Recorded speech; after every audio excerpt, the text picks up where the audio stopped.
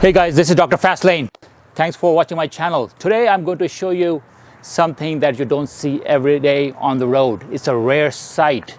And when you see it, you will be falling in love with it on the first sight, because I did. And that's why I'm here with Mr. Daniel to shoot his eye candy, the MicroBus 67 Volkswagen. Mr. Daniel, how are you today? Good, sir. How are you doing, Dr. I'm good. Raza? Good to see you. Dr. Fastlane. Well, thanks for taking time out. I know you're a busy guy too. So this is what I'm talking about. Look at that. But it would be nice if you start telling us about this beauty. Okay. It started out, I was looking for a project, and up on Highway 70 here in Cruces, I found it in an empty lot. So I went up and asked the owner if he wanted to sell it, and he said yes, and I ended up buying it for $1,000. $1,000? Yes, sir. Man. So how did it look like at that time? Oh, it was beat. The floor was rusted. All the windows were shot out with BBs. And there was a bunch of small dents and stuff with the BBs. Wow. Yeah. So I'm assuming the engine was still in there? No, it had no engine, no transmission in it. Okay. Yeah, so it was Okay, go ahead. just a shell. Just the shell. Okay. And this was, when did you buy it again? How many years ago you said? It's been about 8 years ago. 8 years. Yes, sir. And then on the way we were towing it home, we had to stop and put gas in the truck. And I bought it for $1,000, and a guy offered me $4,000 at the gas station for it. But I had to tell him no, because there was no way I was going to find another VW MicroBus for $4,000. Well, it's weird that you said that, because I bought a 1980 Corvette from Albuquerque. Mm-hmm. Okay, he was a veteran, and he was going through some tough times finances wise. So he put it on the advertised it, right, for sale. So I went there, I fell in love with it, and I bought it, right. So I had a mechanic with me. He checked the 80 Corvette. It's, is that good to go? So the guy was literally crying when I was buying it from him. I mean, he had tears in his eyes. He was from Hawaii, and he had put Hawaii on the engine. Anyways, when we were towing it back, same thing. Stopped at the gas station. The guy was all over it. Oh, you want to sell it? I said, you know what? I just bought it. No, I'll give you some good profit on top of it. I said, I don't want to even hear it. don't even try to change my mind. So I just didn't even hear his offer, and I just came home with it. Yeah. And I still have it. And guys, someday we'll do a little video of that 1980 Corvette. But sir, sorry to hijack your story. No problem. Now tell me about. So you told us how it was found. Now you are an engineer by profession, I guess. Yes, sir. Okay. I am a civil engineer. Nice. And so, but you do a lot of automotive work yourself. And so, if I'm not wrong, you painted the thing, you put the engine in there, you did most of the stuff yourself. Yes, I did. I would say about 90% of the work. The only thing I didn't do was the upholstery and building of the engine, the install of the engine, and everything I did. So those were the two main things that I did not do. Otherwise, my fingerprints are all over it. Great. This was my first paint job, and I did the paint job right here. I didn't go to a paint booth or anything. It was done outside. I just would get up like at 5 in the morning, wet everything down, and then go at it. The rims are aftermarket? Yes, sir. They're considered, it's a standard custom rim for VWs. They are the BRM rims. Please show me the engine. Let's look at the engine and see what you got in there. So this is the area where the engine is? Yes, it's sir. A small compartment. Yeah. Yes, sir. It's like most of the older Volkswagens. Wow. It is a rear engine, air cooled, and it's a lot bigger than stock. When this came out of the factory, it came out with a 1400 cc. This one is a 2332. Okay. Original horsepower was around 40. This one's about 150 now. Great. And then all these are aluminum pieces, or? Yes, sir. It's running on a serpentine belt. Yeah. And the motor was built by Powerhouse out of California, and they shipped it to me. It's running dual Webers, dual 48 Webers on it, and they're considered race car Webers on that. Yes, yes. So there's no choke on it and stuff. So in the morning when it's cold, you got to stay with it and stuff. Right. Hey, let's see if the camera can show you a little closer. Look at this. This is a beautiful piece to look at. And so how long it took you to just put the engine in? Oh, it just took about 4 hours for us to put it in and get it fired up. Yeah. But we were ready for all the wiring and stuff like that. And that's another thing I did. This was my first wiring job. I wired the whole car, the whole VW bus on it and stuff. Impressive. All right. So now that we are done with the engine, please go ahead and close the lid. Let's look at the paint. I mean, the paint job is phenomenal. And you came up with this idea of the paint, or? Yes, sir. The top is a gloss and the bottom is a flat. Okay. So I decided to go with that on that one. Yeah. When I originally painted it, it was all gloss and it just lacked something. So I sanded all the bottom down and then I ran it with an eggshell is actually what it is. Guys, I don't know if you remember, as far as I remember, my memory goes, I've seen these vans, the MicroBus 67 Volkswagen vans, usually light blue color with white top, right? Yes. Am I right? Yes, sir. This one was originally a white top with a light blue bottom on it. That's what is imprinted in my mind. I'm not that old, but you know, I remember those trucks or those vans that way.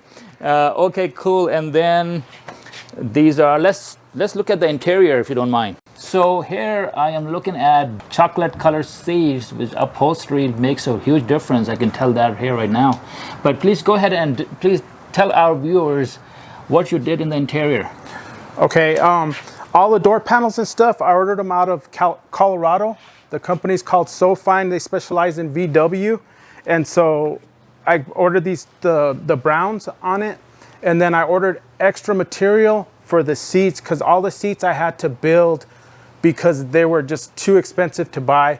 You find one in a junkyard and they want $800, $1,000 for it. So I had to build all the seats on it so that I could get them upholstered. So I had ordered extra fabric so that it would match perfectly. And then it was done in town. Guys, got it. So this is interesting, the steering wheel, because usually just sitting like horizontal, like parallel to the floor, versus now the steering wheels are like that.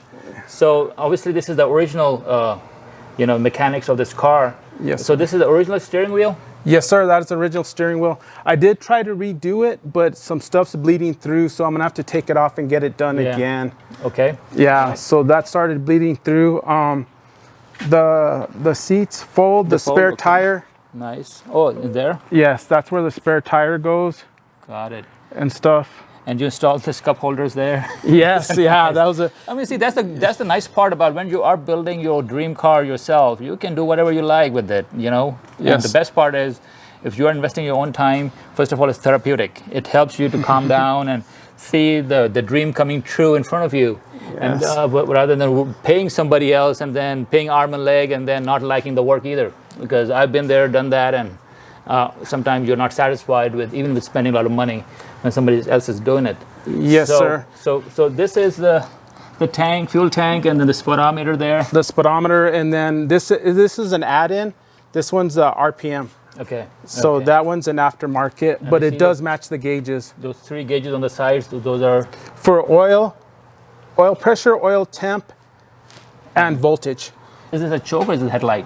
This is the wiper. Okay, wipers. Okay, Yeah, got it. Yeah, the headlights over here, and then emergency. And look at the gear, the stick for the gear. All tall and cylinder like that. Wow. Yeah. Let's talk about the headlights.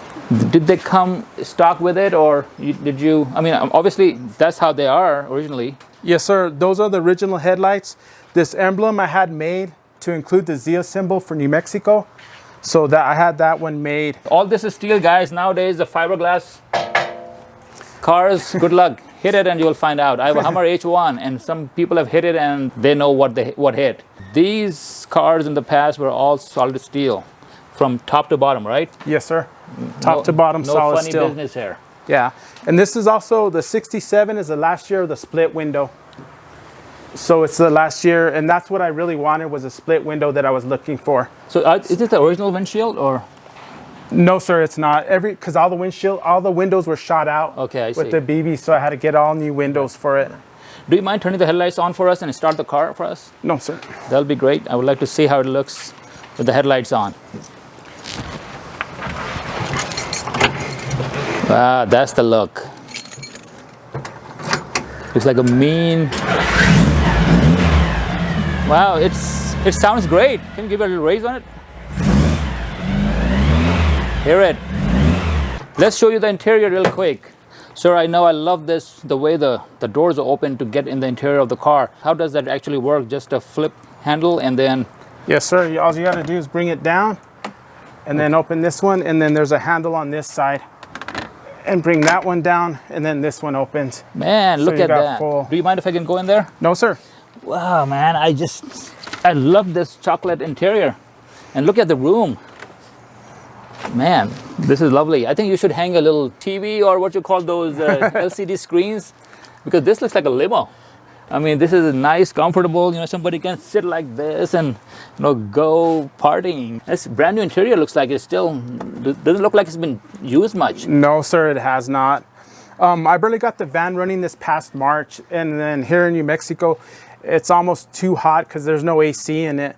So once it got hot, it was like almost too hot to drive. Okay. What about the ceiling? So you're not done the ceiling yet, right? No, sir. The vinyl, I bought the vinyl headliner, and I'm just lining it up with the upholsterer to get it done. I see. Yeah. So I was to be going honest, it doesn't look bad like this. Yeah. Yeah. So I had a couple of car shows to go to, and I wanted to get those out of the way before I put it in the shop to get the headliner done. Nice. All right, I'll let the camera give you up close interior so that you know what I'm talking about. I just love the color scheme. Yeah. So did you pick up the color scheme, or your wife helped you with that? No, I picked it out. Because it's a very nice combination. Yeah, thanks. Brown with all natural colors. Color of earth, trees, and the sand. Yeah, and then the orange pinstripe just sets everything off. Yeah, very nice. You did the pinstripe yourself? No, sir. I had a kid from Portales, New Mexico. He was coming through town, and he stopped and did it for me. How does the trunk look like? The trunk back here? Let's take a look at the trunk. Guys, let's see. Okay, yeah, this is very spacious too. And yes. These are some speakers you put in there. Yeah, and some stuff left over from the car show. Yeah. And stuff. And from here, look at the view from this side. Looks from interior. In fact, somebody even can sleep on this side and when you're traveling.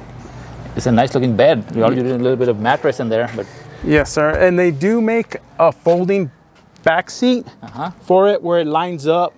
Okay. Where the back seat folds up, so you got all that space. Okay. And stuff. Mr. Daniel, this is a gorgeous beauty. I would like my audience for a drive in this, if you don't mind. Yes, sir. Let's go. All right. Well, let's go.